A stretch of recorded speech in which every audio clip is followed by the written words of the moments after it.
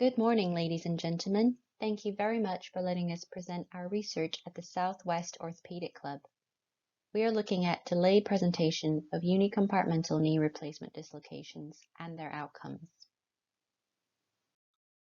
Unicompartmental knee arthroplasty is an established option for patients with isolated medial or lateral knee arthritis. Its use has increased in the last 20 years. One of the reported complications is polyethylene dislocation. The incidence of this is reported somewhere between 0.9 to 4%. While there is quite a bit of literature on acute dislocations, the current literature on delayed presentation is exceptionally sparse and is confined to a few isolated case reports. As such, optimal management of delayed uni knee dislocation is not well understood. We therefore undertook a retrospective review of all late presenting unicompartmental knee replacement dislocations since the year 2000. We defined delayed presentation as diagnosis happening 4 weeks from the incident.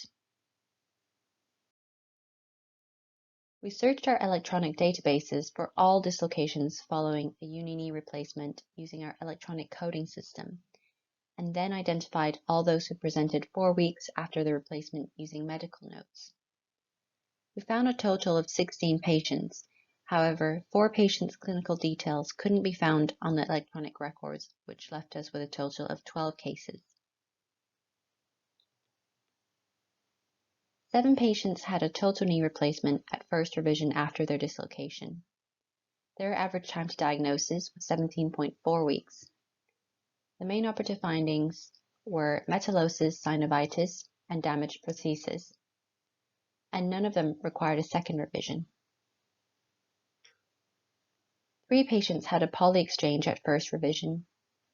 Their average time to diagnosis was 7.3 weeks. The main operative findings were preserved metalwork but damaged poly. 2 patients had their poly sized up and 1 had the same size. However, 2 of the patients went on to have a total knee replacement following a further dislocation. 1 was 7 months later and the other was 7 weeks later. The remaining 2 patients had other procedures done at first revision. 1 had a tibial component exchange, and the other patient had his polyethylene buried into his skin, which resulted in a periprosthetic infection, which required a first-stage revision surgery. The patient survived the operation, but unfortunately died later due to his other comorbidities. Our results indicate that chronically presenting unicompartmental knee dislocations are thankfully a rare event. We also found that these dislocations managed with poly exchange are at high risk of needing further intervention. This is in line with findings from studies on acute dislocations, which also conclude that bearing exchange as a sole treatment should be considered carefully in selected patients. Therefore, we would have a low threshold in these cases for proceeding to total knee replacement. However, we emphasize that early diagnosis is key and that educating patients about contacting their orthopedic practitioners or surgeons early if they have any concerns about change in function of their knee implant is critical. Thank you very much for listening to our presentation. We would be happy to take any questions.